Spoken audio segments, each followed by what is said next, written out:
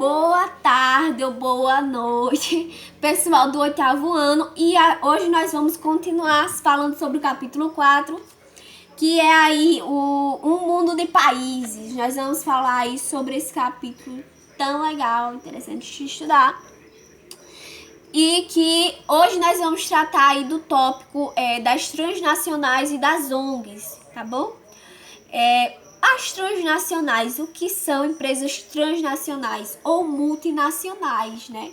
Porque primeiramente nós usávamos o termo de multinacional, que dava a entender que as empresas elas possuíam, que elas estavam em vários países e que elas tinham sedes em vários países.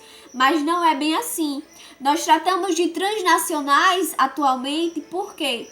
Porque as transnacionais dão uma ideia de que é uma empresa de um país e que ultrapassa, que atravessa suas fronteiras do seu território e vai para outros países para estabelecer um poderio naqueles países, para estabelecer uma relação de consumo naqueles outros países que ela foi, para que ela foi expandir a sua mercadoria.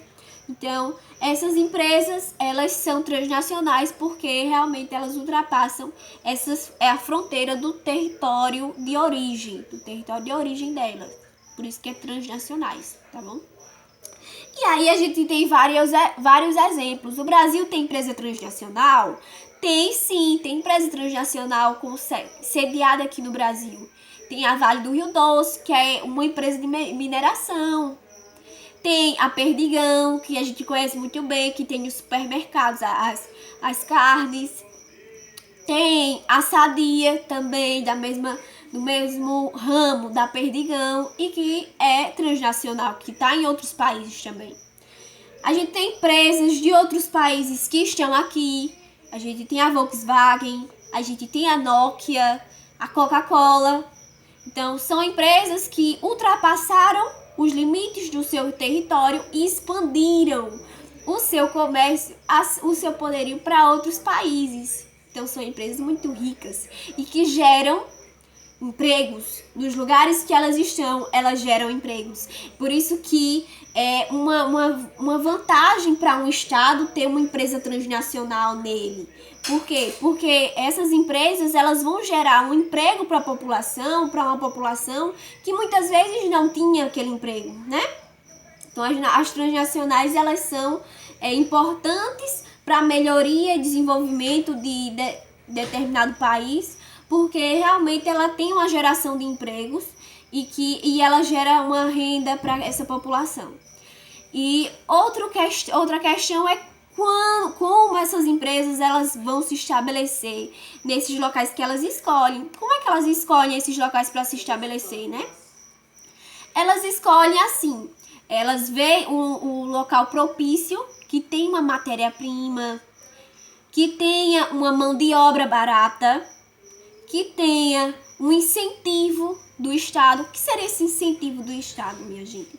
O incentivo do Estado é nada mais, nada menos do que o Estado doar um terreno para ela construir a sede, o Estado deixar aquela empresa isenta de impostos que a empresa tem que pagar, porque as empresas têm que pagar uns impostos, né?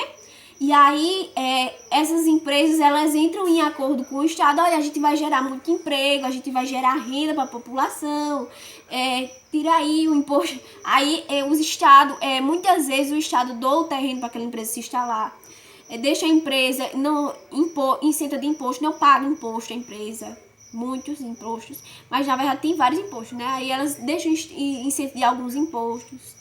E tudo isso contribui para a instalação de uma transnacional em determinado estado, em determinada localidade, entendeu?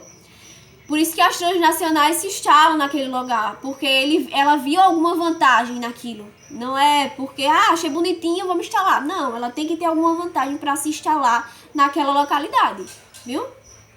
E agora a gente vai falar das ONGs, as organizações não governamentais. O que são essas organizações não governamentais? O nome já está dizendo. São organizações que não são do governo, são organizações da sociedade civil. As pessoas comuns. tá bom? Sociedade civil são os cidadãos, as pessoas comuns que se organizam para defender determinada causa, determinada situação que está acontecendo, que elas estão insatisfeitas. Essas pessoas, elas se organizam entre si e montam essa ONG.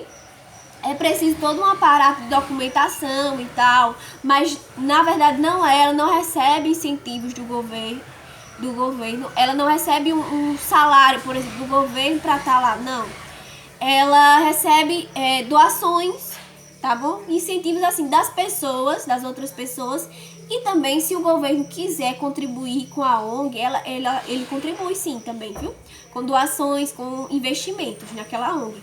Mas não que a ONG seja do governo, não é. A ONG é uma instituição da sociedade civil.